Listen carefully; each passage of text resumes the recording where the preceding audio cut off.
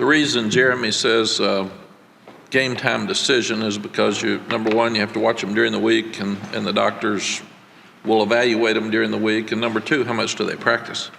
Sometimes they may be well by game time, but if they haven't practiced any, you're not going to allow them to play. So that's why those terms are used. And also for HIPAA, that's why we use upper body or lower body. I actually had a player one time that I said he had a concussion, and the parents threatened to sue us because they thought it would hurt his NFL opportunities. So you have to be careful nowadays, as you all realize, in what you say and how you say it, and making sure that we protect the student athletes. Really happy about the win. Disappointed that we had a 20-point lead and blew it. But when you can win a game like that, where you make so many mistakes in the fourth quarter, it is easier to teach. You can be much harder on your team when you win than you can when you lose, because you lose, they're all down. And defense knows we've got a lot of things we got to fix. Special teams knows we've got a lot of things to fix, but they're expecting that, and we can be hard on them now, and they will respond. Offensively, we've got to make sure that we keep growing, because there's a tendency when you're doing so well that you lose some concentration and get complacent, and we can't do that offensively. We've got to continue to push the guys. So really, really happy with the 63 points. It was fun to win on the road and important for our program. Give Appalachian State credit from start to finish. They had a tremendous crowd. It's a great atmosphere that they've created in Boone. Their kids played hard. They didn't quit. We had a chance when we were up 20 to finish it and didn't.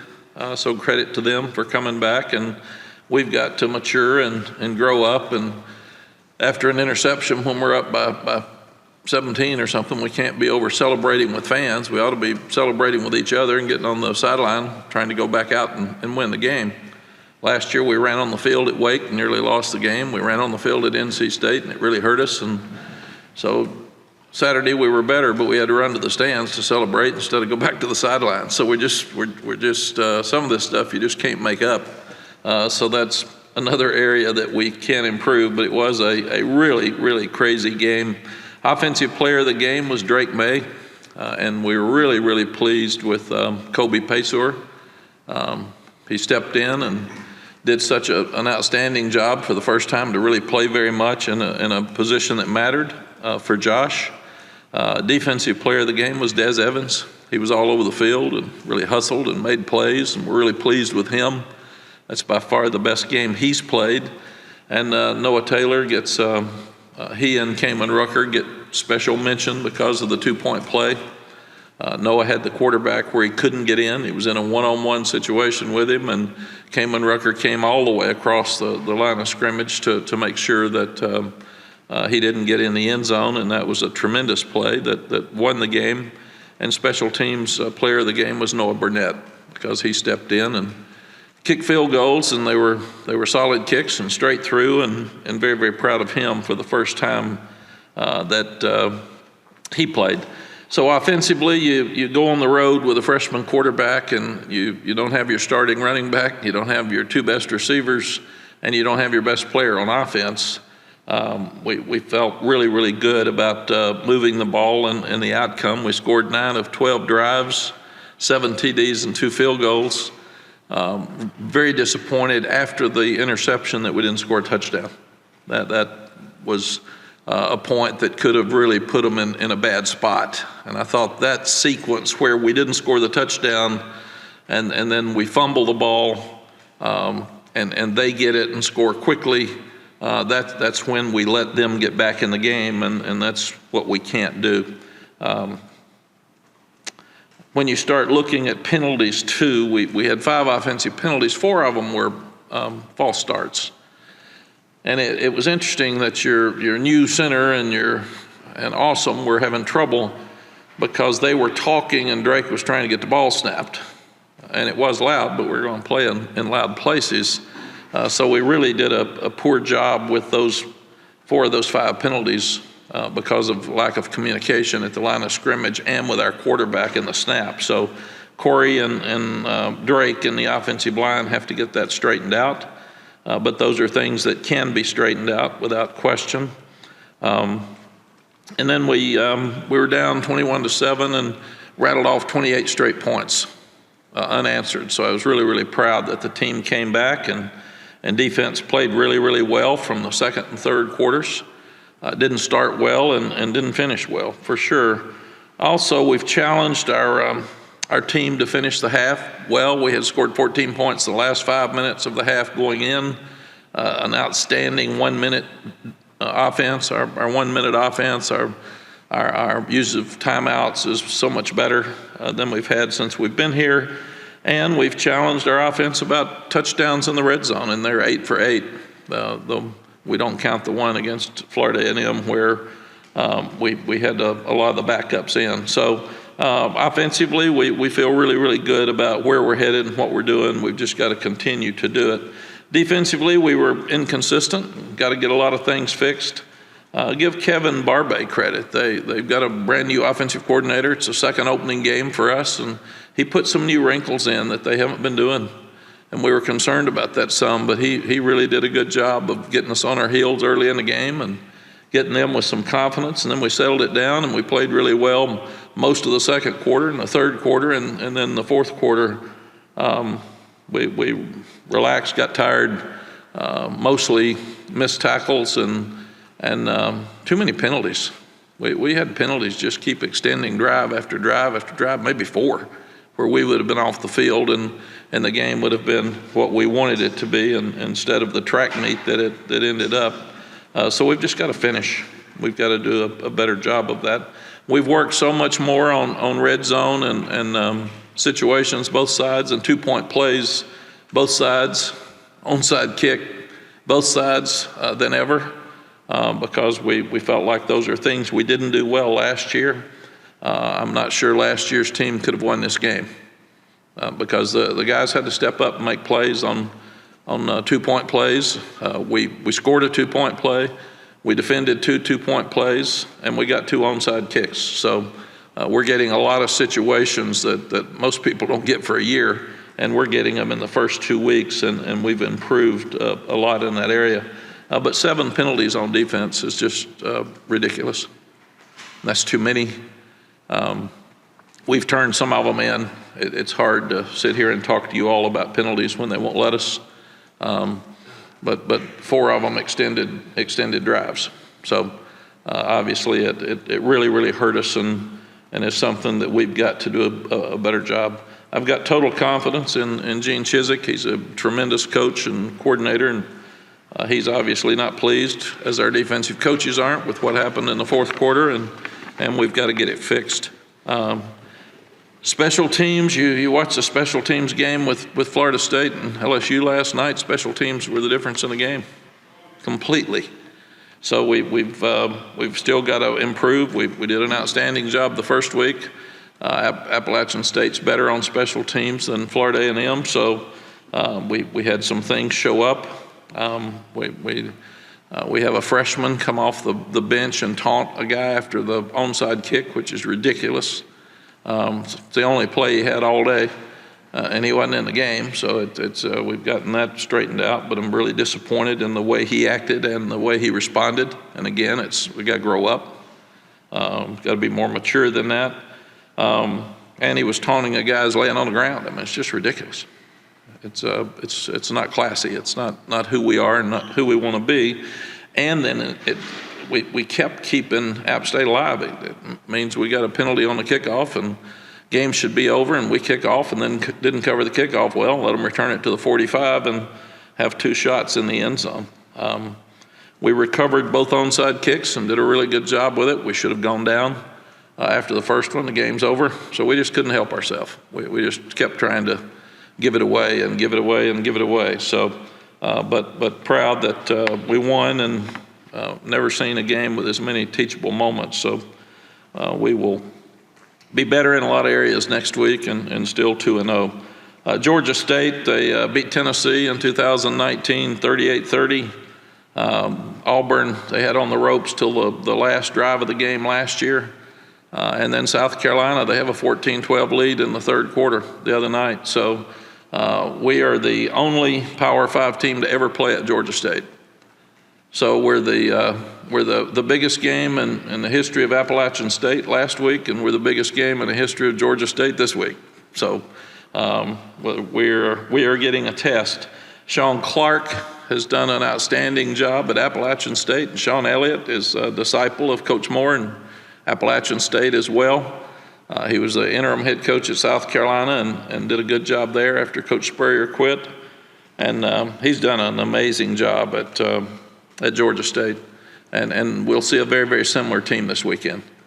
So we've got our hands full, and we understand we've got to get better. We've got to play to the standard that we are doing sometimes. We're just a very inconsistent football team, and we've got to pick up, and especially we've got to continue to grow offensively, but we've got to be better in special teams and defense to have the season that we want. Jeremy, did I miss anything? Okay, questions? Is that an experience you mentioned due to how young the team is, or is there another reason? Yes, and it sounds like an excuse because they're all players, they're all out there, so they need to make plays. So we just, the good thing is we're talented and inexperienced, so these type games make you get better faster, makes them grow up really fast. So the penalties, we've got to stop, and we thought we had, and then they showed up when I think both defenses got tired, and it became a track meet in the fourth quarter, and you know, you score, and then they score, your quarterback fumbles, they score quickly, you score in 3 plays, defense is back out there. So we probably should have substituted more, especially in the back end with some guys, but there are no excuses. You got to play better. I love this team. They try so hard, and I love the fact that as bad as it was, they found a way to win, and that's what this is all about. Half the teams lost Saturday, and here we are with we could have very well lost that game, and it'd been devastating for everybody to have a 20-point lead and lose, but they found a way to come back and win it in the end, and could not have messed it up more. I mean, we messed up everything you could possibly mess up and still won, and so there are some positives. Have you ever given up 40 points as a coach in a single quarter before in your coaching career? I don't think so. Never thought about it, so. Coach, is the defense that inexperienced? I mean, you got seniors and fifth-year seniors everywhere. No, I meant overall as a team. Okay. So we're talking about you got a freshman quarterback going on the road. You got receivers that haven't played. But we've got enough players on defense. We should be playing better. We're not playing good in the secondary. I don't know what it is. We're just, we got to wake up. And Gene will talk about that more in a minute. That's why we have them come out here, so. As far as the problems on defense, is there a trigger point? And with that trigger point, is there a cascading effect where this thing goes wrong and so many other things go wrong as a result? Yeah, Gene will talk to you about defense, but they're not playing with much confidence. And I would say they're more inconsistent. They played really well for some of the game, but we said you got to stop the run. We gave up 288 yards rushing. And then we gave up, I think, 21 explosives, which is absolutely ridiculous. And only 3 of those explosives were in the second and third quarters. So it is what it is. It's got to be fixed. What was film review like with the defensive coaches yesterday in that room? You knew the answer to that question before you asked it. But they're embarrassed. They're disappointed. We're not playing as good as we should. We're not playing as good as we thought we would, and we got to get it fixed. It's one thing, everybody comes in and says, what's wrong? There's too many pieces that are wrong. You can't answer it in one easy thing, or it'd be easy to fix. But you got to have guys step up. Why aren't we getting more pressure with the front four? We're not. Haven't since we've been here. Thought we would, and we're not, and that's disappointing. Why aren't we stopping the run better? Well, we do a lot of the time. Then we give up explosives. Why do we give up so many explosives? Well, it's a poor angle. It's a missed tackle. So why don't you tackle better? We work on it every minute of every day. So all you can do is take what you've got and try to get better with it. What do you take away from I guess just the fact that they came through, give up 61 points, but you come through in these incredibly important moments, literally the game ends at the goal line. I mean, what do you take away from that, at least on the defensive side? It really builds confidence in your ability to win, because to have a good season, you've got to win some close games where things don't go well. And that one's got check marks all over the place about a close, crazy game where not many things went well in the fourth quarter. So it has to give them confidence that they can win, because they can see all the things that we can fix. And they won as poorly as we played on defense and in special teams. So there's weirdly enough some positives in that. Oh my gosh, we're 2-0 and we're not even close to where we need to be. How do you deal with the second straight week on the road in a game that's going to be equally as big for the opponent again? Yeah, we told the guys that this is the perfect opening schedule for us, because you haven't won on the road. You got to learn to play on tough games. We got to get tougher as a team. We got to be more confident and finish as a team. So all these question marks that we've had are getting tested at this point, and I like it. I think it's really, really good.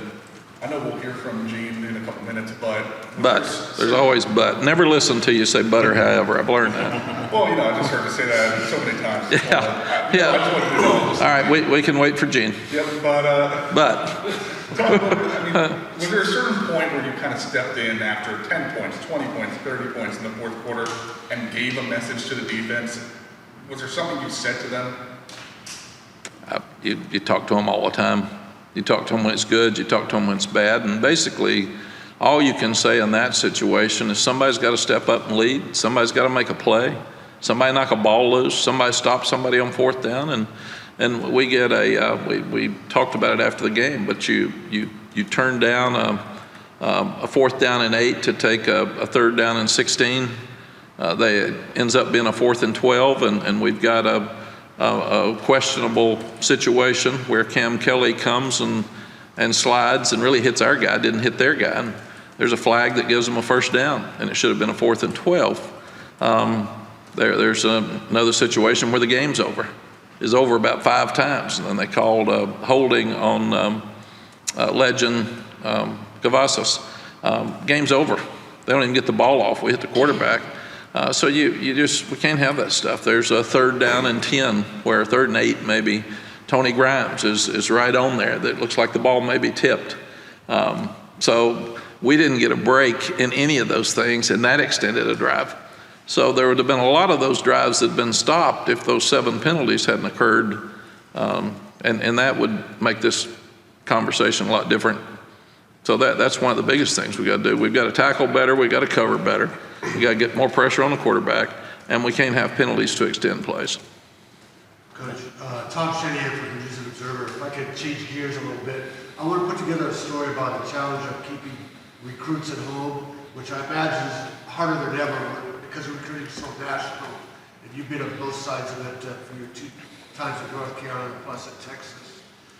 Just what are the challenges and what are the messages you give local kids? Well, we all of us in this state want our players to stay at home. For all the schools, we've got great football in this state, and they have lots of opportunities, and that gives the high school coaches a chance to see them play, their friends a chance to see them play, and their parents. And when you're looking at it, we always talk about where is your schedule. Your parents raised you, they got you to this point, so what is the best opportunity for them to see you play? And we want all the kids in the state of North Carolina to stay here. And then when you do that, you're telling out-of-state kids you'd want them to come, but obviously they're going to look at their home states first because their home schools first because they're closer. But our success here at App State, at Tulane, and at Texas has all been within a footprint. And our footprint has been from D.C. to Atlanta.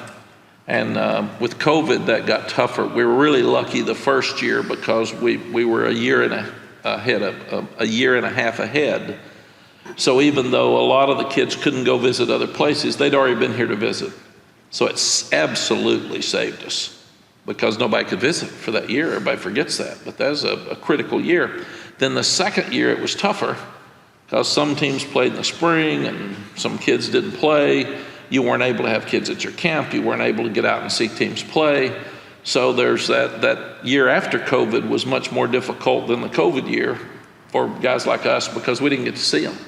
And I'm sure we missed on some kids. And then the other thing was that the NCAA gave all the kids a COVID year, an extra year.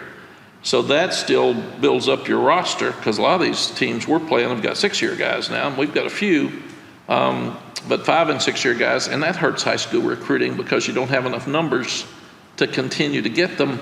Then the transfer portal hurts high school recruits because a lot of the people are taking transfers instead of high school kids as many. So this is a very different time in recruiting and roster management than ever before with transfer portal and with COVID and the COVID year. It's still hard to tell when you're looking at it. You have to say, now, has he got a COVID year and a redshirt year, or did he redshirt, or did he play, or did he get hurt? Can he appeal?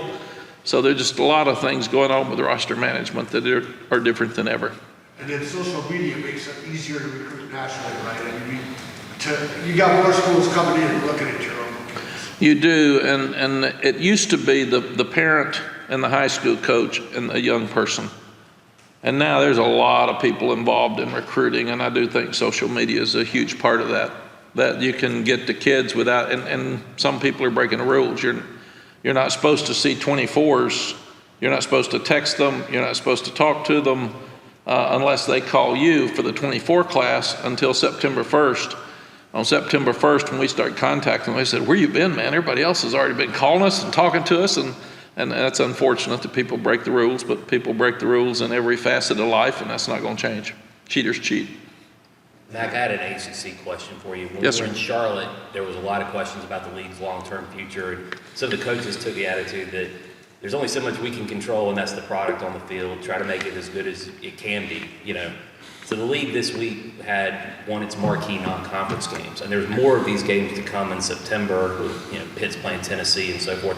How much value are these games in the month of September for the league as a whole, these ones that are outside the conference? Aaron, I think I've always felt like, even when I was in TV, that we make judgments on a conference too early. There's people that, because the Pac-12 lost a couple of games this weekend, they're already out of the playoffs, and that's not fair. So I do think that these games are important for leagues, especially the national crossover games. Last night was a huge win for Florida State. Everybody saw it because it's the other thing. It's like our FAMU game. Everybody saw it because there aren't many. There's so much football on TV now. It's unusual for you to have all eyes on you, and that's what happened last night. It'll happen tonight with Georgia Tech and Clemson. So making a statement nationally to media, to fans, and to recruits is so important in those situations. And it's amazing to me, and my wife Sally and I talk about this all the time, but that was a hard-fought game last night. It comes down to a blocked extra point. And the LSU people are all mad, and the Florida State people are all happy, and it's 1 point with one kick. So it's just like us. People are mad about, the people that want to be mad are mad about our defense. People that won't be mad are mad about our special teams, but it's a whole lot better when you win than you lose. And it's just amazing. It shouldn't be that way. We should applaud both teams last night for playing so hard, and those kids fought. And that's not the world we live in. There is a winner and there is a loser. And it doesn't matter if it's 40 points or 1. Somebody walks out a loser, and we beat up the losers and we pick up the winners. And really and truly, there's some bad plays in both teams and things that both teams have to fix today. And how do we know which is the better team? But we applaud one and yell at the other. And that's just kind of who we are right now with college football, and it's crazy. Mack, I wanted to ask you just about the defensive stuff, but like in terms of your approach overall as the leader of the program, the CEO and everything, like it's 2 games in, do you try to take a positive approach with Gene and those guys and say, like, we've played 2 games here? Or you try to do a hard line type thing, with all that sort of went wrong Saturday? Like, what is your approach from an overall perspective on trying to help that improve? You do both. You pick up your team because you found a way to win a game. You pick up your team because they played really well on defense in the second and third quarter, and that's who we can be.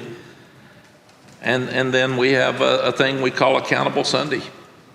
And we show the plays that somebody absolutely messed up, and we say, you missed this tackle in this situation. If you make that tackle, they're off the field. You've got to cover better than this. I mean, you're there. Man, turn and hit the ball, knock the ball down. With coaches, I do both. This is good, this is unacceptable. We can't do this and be the program that we want to do, program that we want to be.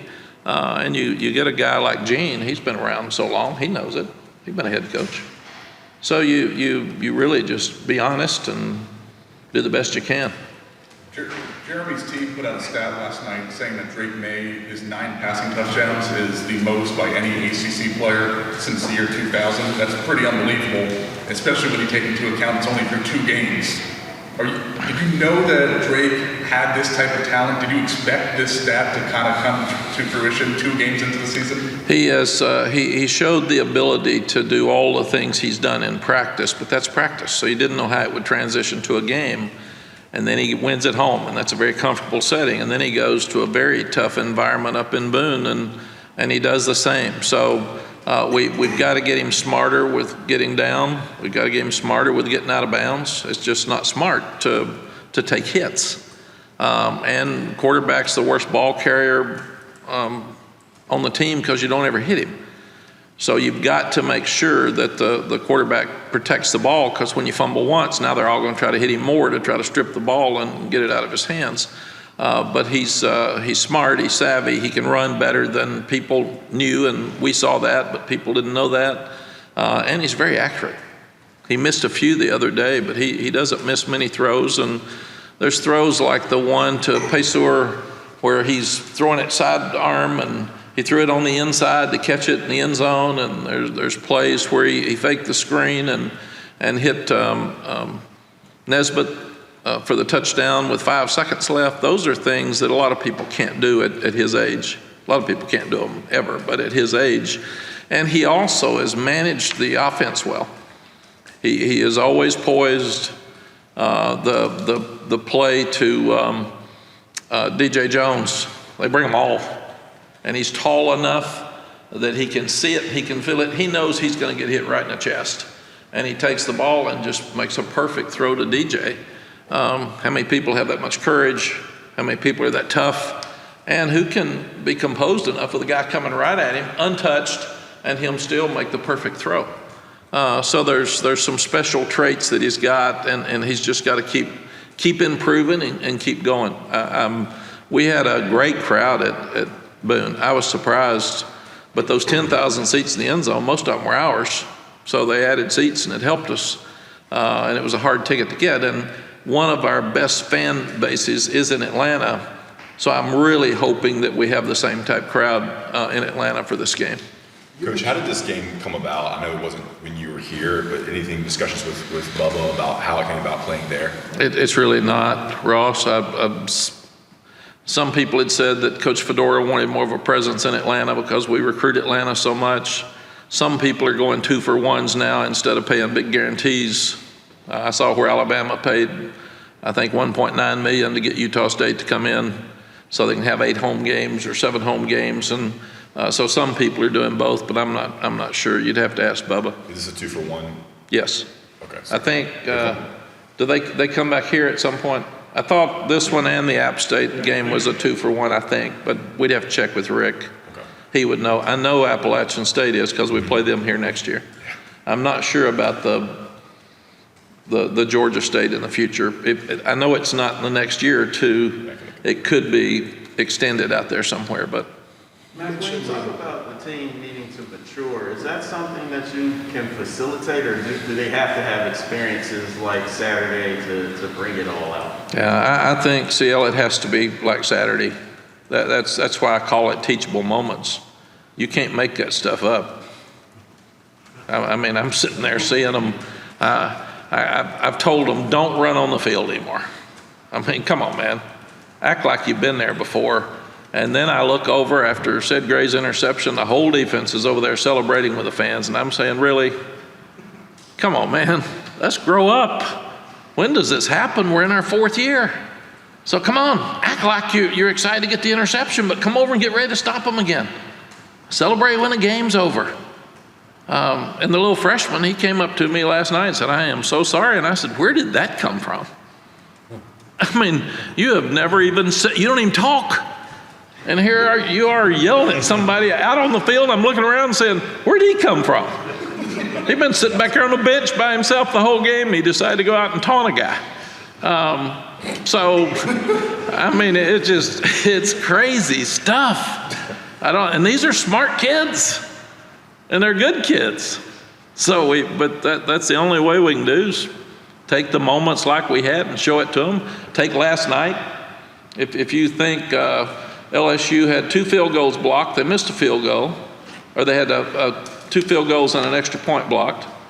They had 2 muffed fumbles on a punt and lost both of them, and then had a taunting penalty, unsportsmanlike conduct on a kickoff return. You can't figure all that stuff's going to happen in practice. So when it happens in a game, you just say, really? I'm sure Brian's sitting there this morning saying, okay, what did we miss going into the game? So, and I think it's one of the reasons that college football is so popular. You got kids playing, and they're not perfect. And there will never be a Sunday that we won't walk in here, or a Monday that we won't walk in here and you all got something that you're mad about, or something that needs to be fixed. And that's the great and bad thing about college football. It is a bunch of kids running around playing hard on national TV with a lot of pressure against each other, and some respond well and some don't. And the ones that respond the best over time win. And we just got to keep working until ours get better. You mentioned Saturday after the game, the Baylor game, when you were in Texas at 58-54. What did that Texas defense do after that? And if it played well, do you draw on something like that and show these kids, here's a firsthand experience I have, and maybe use that as a way to infuse a little bit of confidence? Yeah, I think number one, one game doesn't carry over to the other anymore. I used to think it did. You can play awful one week and play great the next. We could very well go to Georgia State and not score any points and play great defense. And everybody then will say, what's happened to the offense? Man, it's awful. I can't believe this offense has just quit. They got too arrogant. The hard thing about a coach, you never know who's going to show up. So what you got to do is try to manage whatever happens and figure out how to win the game and then go to the next week. This defense will get better. We're playing a different defense. We've got new coaches. So they're going to get better. They showed sometimes. Nobody remembers second and third quarter, and nobody wants to talk about it because it's not as exciting as giving up 40 points. That's exciting, man. We can talk about how bad that was. But what I've got to do is take the balance of why were we good during the second and third quarter, and then what happened in the fourth quarter. Well, we gave out. We didn't get cramps. They got cramps. I thought we were in shape, but it was hotter up there than normal. I was surprised how hot it was, living up there for 30 years. And on that turf, and they stayed out there too long because they didn't get off the field. And they gave up too many explosives. So they kind of just went and didn't play well. And I think the biggest thing that we don't talk about are the penalties. The penalties can be fixed. That should not happen. Those can be fixed. If some of them weren't penalties and they were called, then that's the ACC's issue. They've got to do a better job in that area. But our part is to try to fix the penalties. That would have gotten us off on 4 of those touchdowns. We'd have been off the field, and there would have been less points scored. So there's one area you go to. Tackling, you just got to keep tackling. You don't have free agency. You can't change them. We work on tackling every day. I've never seen a team work harder on it, and we missed more tackles, probably because we got tired in the fourth quarter than I've seen in a long time, which gave explosive plays. We got to play the ball better in the secondary. Cam Kelly really stepped up. He had his best game. He was all over the field. He missed 1 tackle that was huge, but the rest of it, he played really well. So we've got to get those guys to play better. and they will play better because they're disappointed and there's so much emphasis on what they messed up. And nobody will give them credit for second and third quarter, so we will. We'll show them what you did that worked, and then where did this guy come from? How can we have this where you played really well and then you go from there to nothing? I mean, how can you do that? And they're not stupid kids, and they've got a tremendous amount of pride. And usually the best thing that can happen after you do something poorly is everybody criticizes them so much, and especially now with social media, that they'll be motivated. Yes? Sorry, you were on a good roll there. Sorry, before I cut you off, I just wanted to ask, what was it like to have Sam Howell there for that game, helping out Drake, even looked like he was coaching up? Yeah, it was so cool for Sam to honor Drake, the offense, and all of us to come back because he's really busy and getting ready to start the season, and his parents went to App State, and that's a place that he's loved for years, and he lost to him as a quarterback as his freshman year by 3 points 3 years ago. So I was surprised when he said he was coming. He texted me and said, "I'm going to see you in Boone," and I thought it was really, really good, and I thought it was fitting that Drake ran one of the touchdowns in, and I think he hugged or chest bumped Sam when he got to the end zone. So that was a cool moment. Coach, Go ahead, Sean. Thank you.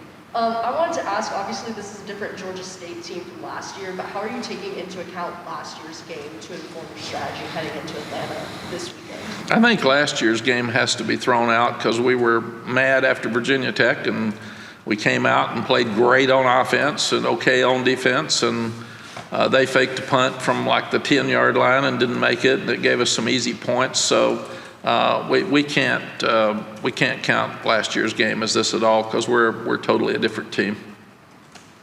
Mack, by the way, it was 4 straight stops for your defense if you need that stat to roll out there. Thank you. Well, so I haven't been asked about the 4 straight stops, so thank you. just keep reading. Thank you.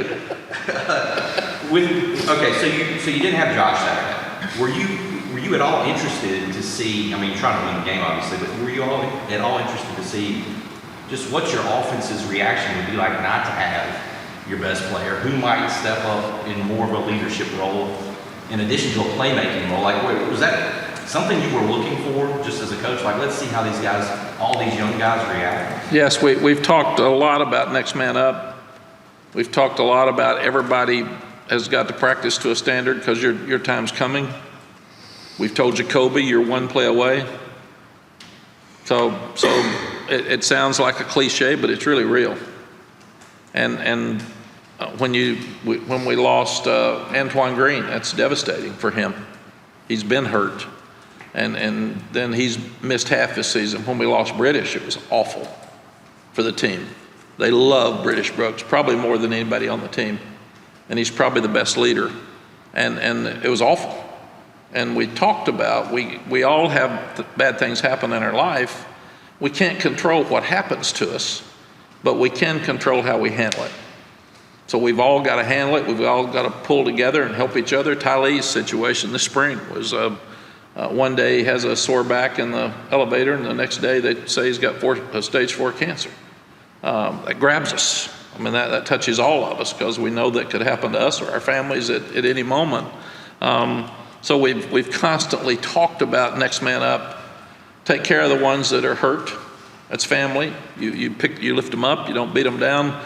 But somebody got to go. We're still going to have to play the game, and we can't have excuses. And when you lose your best player, we thought there was a chance, like today, we thought there was a chance Josh might play last week.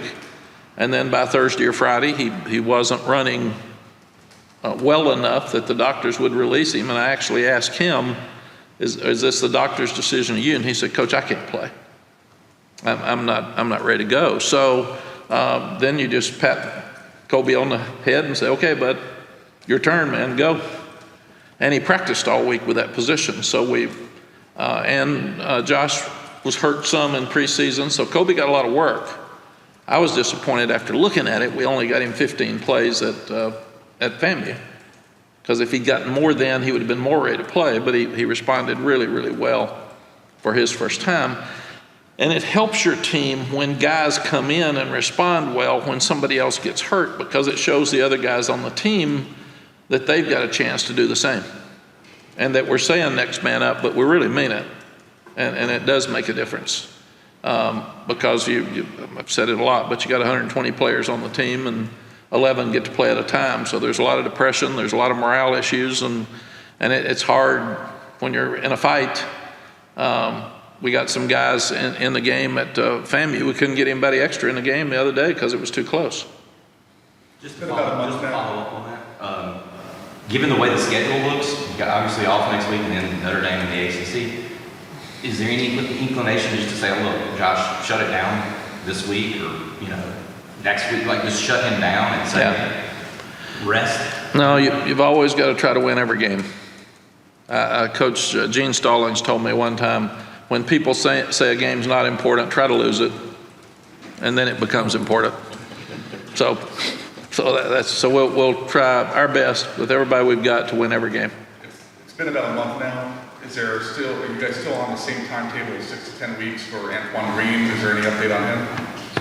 I'll have to find out. Say it again? I'll have to find out. Yeah, he is. Same timetable, right? Gotcha. Yeah, he is running some. He's out of his sling.